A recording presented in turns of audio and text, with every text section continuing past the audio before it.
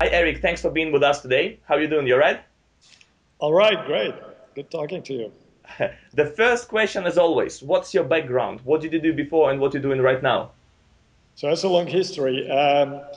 When I was almost a kid, so 22, after graduating in Belgium, I went to the States, did a PhD at Stanford, and then was at Xerox PARC for a number of years, and stayed in Silicon Valley for about 10 years. So background of applied research and working with new exciting technologies and startups. So I did some of my early work in search engines. Then moved back to Europe and switched eventually to an entrepreneurial career. Before starting Cascade, I co-founded a company called Bubblegum, which was one of the sort of pioneer in internet television. And now we've been busy with Cascade launching CircleMe, which is our flagship product. And we've basically been focusing on that for about a year and a half. Impressive. So, CircleMe. So CircleMe is basically a new kind of social platform that is based really on your own tastes and your own interests. We took a little bit this tagline just to try to focus the imagination, what we're doing, that is reconnect with yourself. So the idea is that rather than really focusing only on connecting with your friends and friendship interaction, the primary purpose of CircleMe is to let people really tie in and connect with the things that they truly like. And by things that they truly like, we're really talking about a broad range of categories that you deal with in your in your free time, in your cultural life. So music, movies, books, places that you like to go to, famous people that you're into. And we wanted to provide a new kind of place where you really can focus on those passions that you have. And first, to be able to engage more with those interests. And second, to be able to connect and discover new people that share those same kind of interests and new things that you didn't know about but that you would be happy to find out about. So it's really a place where you can collect things you like, discover new ones, and in the process also engage with other people that share some of your passions. What's the principal difference between CircleMe and other social networks? I would say the main difference is really this focus on, and primarily and first and foremost, on the things you like and the discovery of new things. And in comparing with other services out there, I would say there's the Facebook type of service, which is primarily a communication platform where you engage with other people that you know. The main difference here is that the primary focus is on your interests and your taste, and when you engage socially on CircleMe, it's not necessarily with people that you know. Okay. The other type of services that we can compare to are vertical services that are very much designed to cater your passion in one specific domain. So let's take, for example, a very good service like Songkick, which is all about live concerts and being able to keep up with all the live gigs from the bands you like, and also socially see who else is going there. That's a great service, but it's very much about one type of passion. The main difference in our case is that we're horizontal. We wanted to help mainstream people basically collect and follow their everyday interests across basically the whole range of things that we do in our cultural life. So that the main difference there is that we're really horizontal. And finally, I think another type of service that we've been compared to is Pinterest.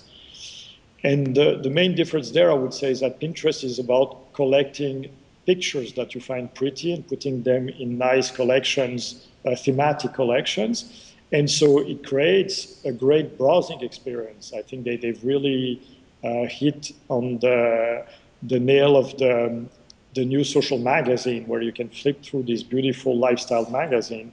But it's not really about engaging with those things because they're in the end just pictures that you've clipped from the web. In our case, you're really dealing with representation of things that exist in the real world, let's say a movie or music, and you can engage with those things, and the service is really meant to help you interact more and have conversation around those things and discover new things that you might want to do in your free time. So there's a lot of underlying functionality and technology and social mechanics around the discovery of things that you might want to actually do in your real life. So can I say that on CircleMe you get connected with people based on what you like and not where you come from or who you are? Absolutely, that's absolutely correct. I would say one other feature that is quite unique of CircleMe and is complementary to the whole philosophy that you just summarized is the notion of planting. We introduced this feature with the launch of our iPhone app, which lets you basically, or lets people plant in any location they like an item that they find interesting and relevant for that location. And because we have a library of millions and millions of items, you can plant just about anything. You can plant a book in a bookstore with a note saying, read this book, it's great. You can plant a famous person in the building where that person was born or used to live. You can basically tag the city with any item that you find interesting. And in doing that, you create a living guide that other people can explore and use to discover new things when they go about the city. And so we've extended this notion of expressing the things you like and discovering new things to the physical world through this functionality of planting. And we're about the only ones, I think, in the world to do it with that level of richness. Question from Lin Wang. Where does the initial idea come from, and what's your strategies for marketing, to popularize the app? Okay, so the initial idea really came from we're about a year and a half or so in the life of the company, and we had spent a lot of energy in building the technologies that we're actually using in CircleMe to help organize and search and discover content around your interest. Initially, we had applied that more to filtering content that gets shared on social platforms like Twitter or Facebook, so as an intelligent way to discover new content on those platforms. But then, as we were doing that and learning to integrate with all those services, we realized that there was really an empty space in terms of being able to specifically focus on all your everyday interests and have a better way to both share those but also discover new things. And so we saw that there was a big empty space. On Facebook, you can, when you click on the like button, you can add things to your profile, but essentially you never go back to your profile to see those likes, and virtually nobody goes to your profile to see those likes. They are there sitting in an empty container. You get no value out of it, and basically Facebook, if they do anything with it, is to target advertising to you. But we wanted to really create a service where people could actually, by expressing their likes, get some benefit out of it, and we saw that there was really an opportunity to do that, especially leveraging now the power of the smartphones. And there's obviously a huge potential in terms of connecting that with commerce and with what you do in your everyday consumption. So that's for the first question. The second, in terms of how we plan to market that, okay, the usual first strategy is to build a great product that people want to use. And if they want to use it, they also are happy to talk about it. And so we invested a lot of effort in trying to build a great user experience. And we had some, I think, success in doing that. For example, we're very happy that when we launched the iPhone app, Apple chose to feature us on their iTunes store in the US, and that gave us a great boost. Obviously, if people like it, they tend to talk about it. So we're now spending a lot of energy in integrating with other social networks and letting people share the things they like or invite other people over to CircleMe, so help the virality through platforms like Facebook, Twitter, etc. And that's obviously in the end, the best way to grow organically. And then obviously we plan to also help growth through partnerships with partners that have interesting content or interesting audiences where there's a good synergy between their audiences and the type of target that we can have on CircleMe. When we go on your website, it really looks really user friendly and quite simple in a good way. So does your app. Was it hard to reach this simplicity and overall to improve the experience of the visitor? Yeah, no, absolutely. I think um, it was Leonardo da Vinci that said that simplicity is the ultimate form of complexity. It's very difficult to reach it. One thing that we did was to launch first in private beta just with the website in October of last year. And it was by invite only for 6 months. So we spent a lot of time in essentially a closed beta with a few thousand users and engaging with those users to understand what was working and what was not working and to iterate a lot on the product before we opened it and before we started building the iPhone app to go along with it. And so that's that certainly helped us to try to nail the user experience. Having said that, we also think that there's still a lot to do, and we're just at the beginning, and there's a lot that we can do to make it even simpler and easier for users to use. So that's part of what we're focusing on now, is to really make it even simpler and more intuitive. Question from Tim Smith. How are you going to integrate your company into social media? Right. So there are basically two or three strategies there. One is obviously the first one that we're going after is to integrate with the main existing social platforms, and we've already done quite a bit of that, and we've done it for two types of benefits. The first one is to be able to easily import things that you've already essentially expressed as things that you like on other services.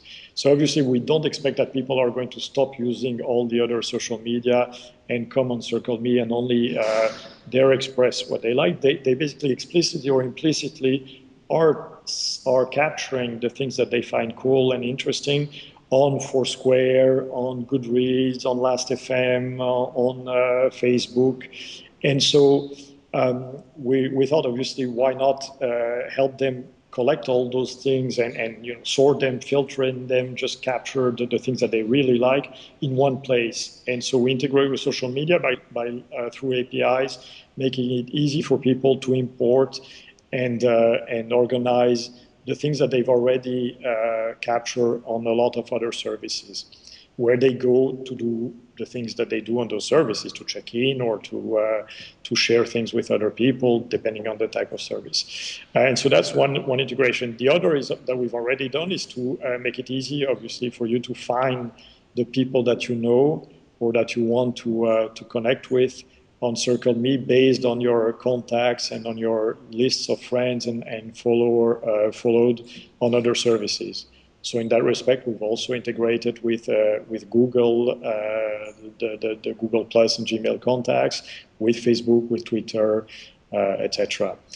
The third one, which is something that we haven't done yet, but that we're planning to do, is obviously to provide our own APIs and our own set of widgets so that other services can integrate with us.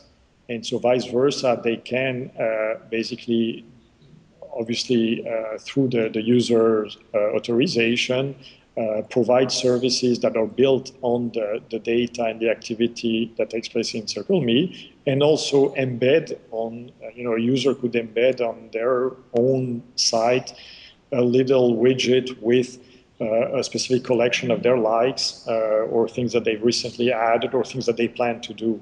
And so we want to provide this kind of functionality relatively soon so that now CircleMe can start also living elsewhere. When Forbes magazine wrote an article about you, they quoted you when you said that CircleMe got a city culture, speaking about its design style lean towards balancing male and female. What do you mean by that? Um, so I think the main thing that we realized when we were in the private beta is that whereas normally a lot of new services that are sort of pushing the border, the limits of what you can do with using technology to create new user experiences, they tend to really initially grab the attention of the early adopters. The early adopters tend to be people that are very much into technology, the Silicon Valley type of geeks, if you want. And they really are strongly biased towards the male population for historical reasons, I guess. And what we realized, as we were going through the private beta, is that actually we had a quite balanced mix of people, male and female, coming to the service. So it was something that was neither something for the super techie geeks and nerds that tend to be boys, nor something that was like the Vogue magazine experience that you have on Pinterest that was primarily of appeal to a certain segment of the female population. Was actually something that was speaking to the normal mix of population, to both men and women. So we were quite happy to see that it was actually something that seemed to be of appeal to mainstream people, to people with a pretty normal and even mix of the population. And I think also the design, just the graphic design of the service is maybe is a bit more sophisticated, feminine, European, if you want, in style than the normal service or the most popular services that you see in the States that tend to have a sort of very roundy, bubbly type of graphics. And so maybe also that slightly different style in the UI has appealed to a different type of audience or to a broader audience, perhaps. Next question from Fred Cook. He asks, how do you find those talents that work in your company? And the question from myself, how many people are right now involved in CircleMe? Okay. That's a really good question. From the start, we focused on being in this phase a small team, and so we felt that rather than having many people, but with very different types of talent, we wanted to have a small group of people, but they were all very strong, and so.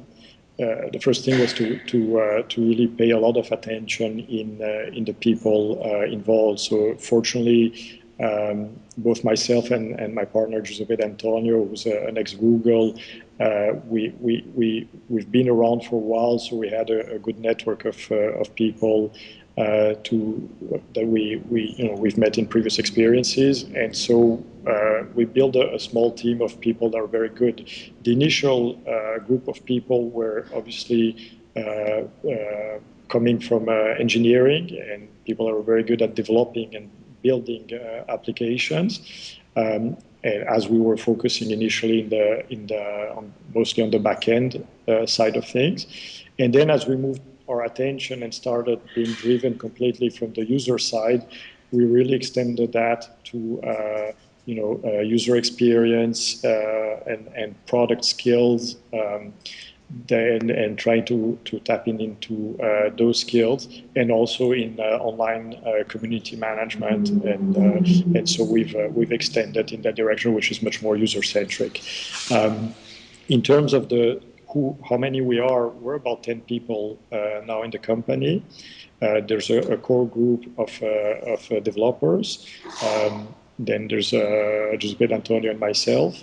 We have a guy that I think you spoke with based in London that is involved in our marketing and community management, and he has a very strong experience doing that in the past. He was at TripAdvisor, managing the Southern Europe communities, also at Sony Entertainment for the PlayStation community, and at Yahoo, Alibaba. So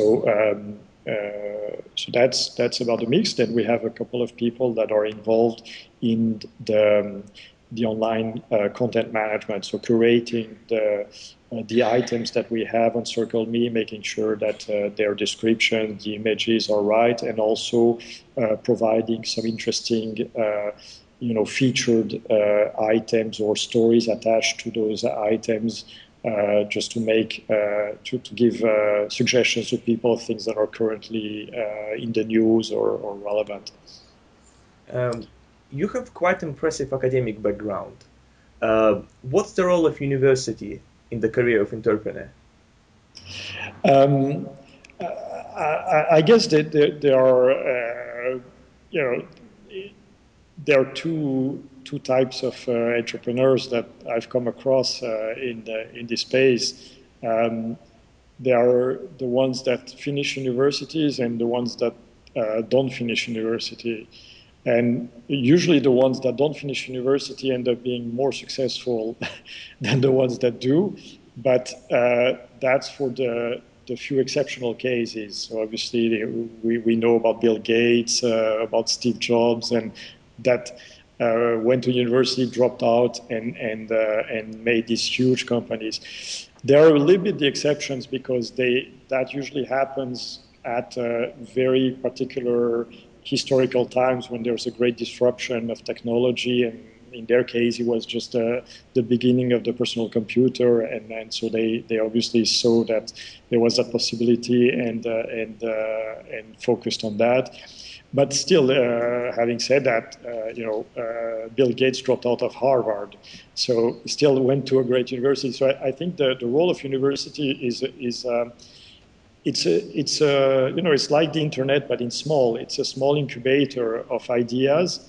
It's a place where you can also learn a lot about the new things that will open up a whole range of new possibilities. And so you get a sort of preview of what might become available on the market in 5 years' time. And so you start thinking about those things years ahead. And then you meet with other people that might have similar interests. And so it's a great place where you can connect with other young and bright guys and decide to, if you want to start a company or get involved in a young company. What did you enjoy doing most when you were 8 years old? When I was 8 years old, wow, that's a long, long time ago. Um, I guess playing with my brothers, going outside and playing with my brothers. Which corporate style you normally follow in your company? Is it casual or less casual, formal, less? Yeah, so obviously, being in a startup, it's very casual. We have here in our Milan office. So we have two places, one in London and one in Milan. In Milan, we have a big open space. There are no offices, no doors. It's a single big open space, and obviously, one of the advantages that you can have in a small company, in a startup over a big company, is to be much more flexible, quick, and direct in the interactions. And so obviously, if you don't leverage that advantage, there's no way you're going to win against companies that have more resources, more experience, more access, etc. So our style is obviously very very flat. Obviously, we can do that because we're still a few people and we know each other well. And it's very agile. So we try to have a style of, of development and of work where we have very brief meetings every day in the morning, and we have once a week these planning sessions for the week, and then we're continuously connected on the Skype chat with the whole team, even though they can be in different locations. And so we try to structure ourselves like a nervous system. You considering selling CircleMe sometime later in the future to some big company like Microsoft or Apple, or you would prefer to stick to to the company yourself? Um, we don't even think about it because I think the point with a startup, especially if you take a very challenging and competitive field like ours, because it's true that we saw a great opportunity, but it's also probably the space that is the most competitive in the internet that you can think of. So it's chances of failing are much higher than chances of success. And the only way that you can have a chance of success is if you focus exclusively on being successful, which means on doing something that people will find useful, that will benefit users, and that they will want to use. And so whether you end up being a company that goes on the stock market and becomes huge, or whether you become a small success and you get bought, what you have to do to get to either of these stages is the same, is to focus on building something that people will find useful. And so we even don't think about it, because if you start thinking in those terms, you make mistakes. I think what you have to do is totally independent of how you exit the company, or how you keep on growing the company. How do you manage to find the balance between your working life and your private life? Um, so it's a challenge. Uh, I think everybody has their own recipe. I think most people don't find a balance; they just work in this space. But the way I find a balance is by essentially trying to make it easy to do both. And so, for example, my office is 5 minutes from home, and I can go home even half an hour to have lunch with my kids at any time. And so I try to make it easy to combine both, especially because doing a startup takes a lot of time and a lot of effort. What social media or social networks you use yourself?